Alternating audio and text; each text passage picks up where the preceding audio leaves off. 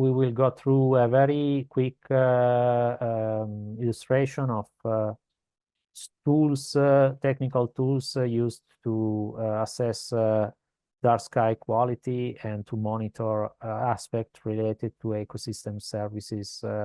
Again, probably many of you already knows about that, someone not, so we can just share this knowledge and to have a common background. Yes, we arrive at the final part of these slides, and there are some different measurement tools for different topics. The first one is the sky brightness assessment to the sky quality. The first instrument is the sky quality meters that inform for regulating sky brightness with the well-being of nocturnal ecosystem.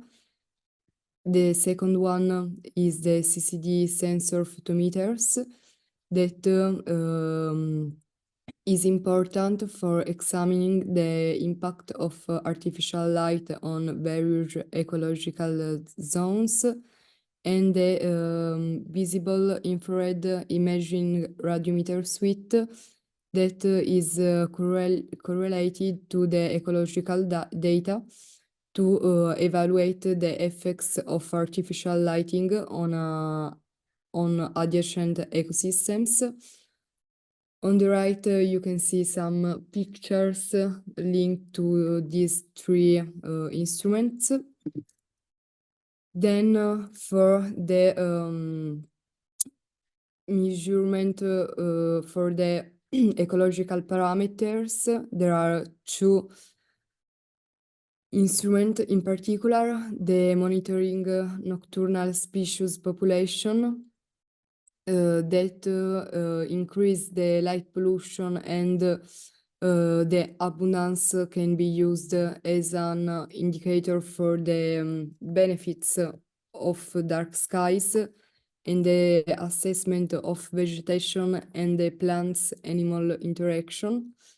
That is for monitoring the alteration in plant photosynthetic cycle and relationships with nocturnal pollinators.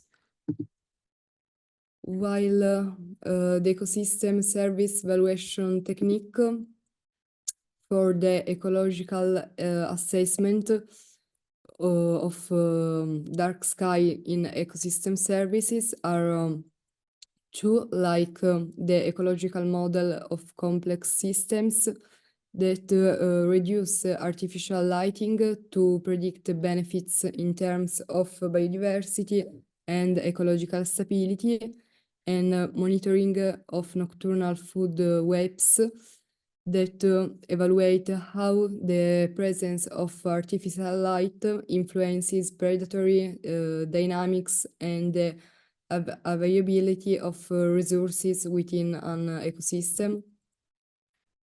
The cultural and recreational evaluation.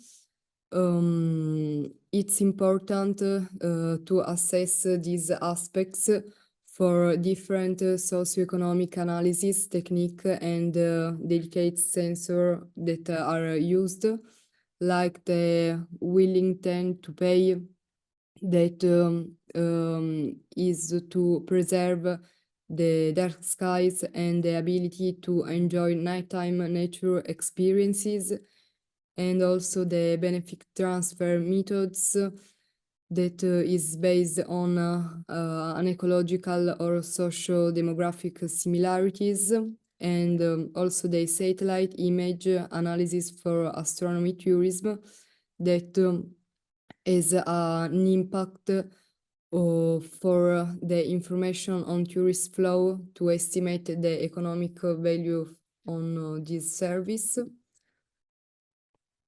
The part of modeling and simulation technique are divided into these two classifications.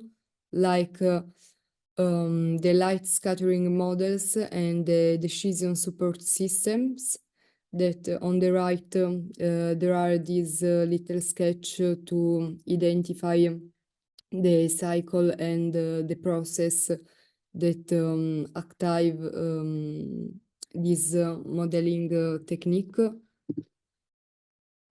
At the next, there is the all sky cameras that is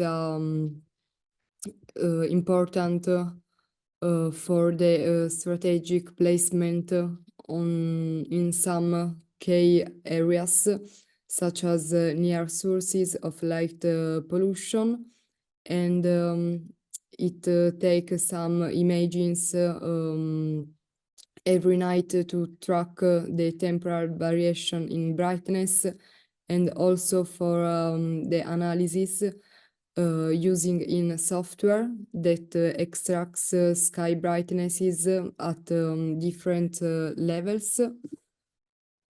While a new things to monitoring is the mobile devices that is used for the luminance sensing vehicles and the drones with photometers or all sky cameras. And these tools allow a large-scale monitoring and providing data on the spatial distribution of light pollution.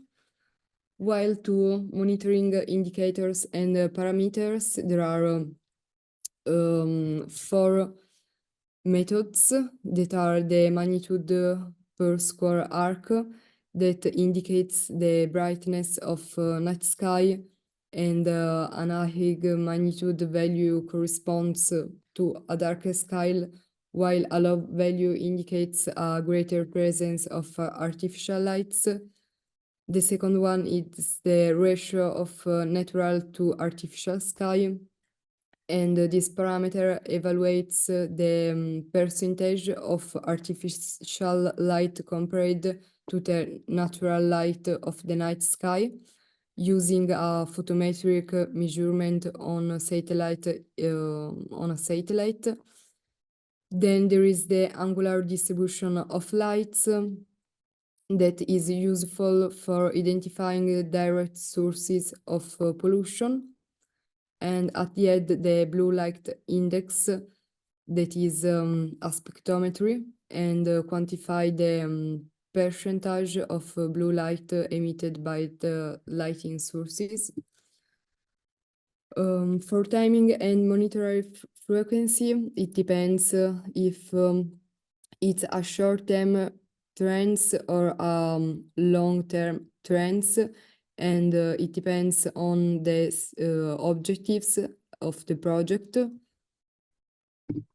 And the sampling sites, there are 3 different, in particular in the urban areas with heavy light pollution, the peri-urban and rural areas, where pollution is, the pollution gradient can be observed, or nature reserves on protected areas. And at the end, it's really important to reporting and the data analysis to remind and identify the trends and the anomalies, and the result must be compared with the current regulation and international guidance that we saw before.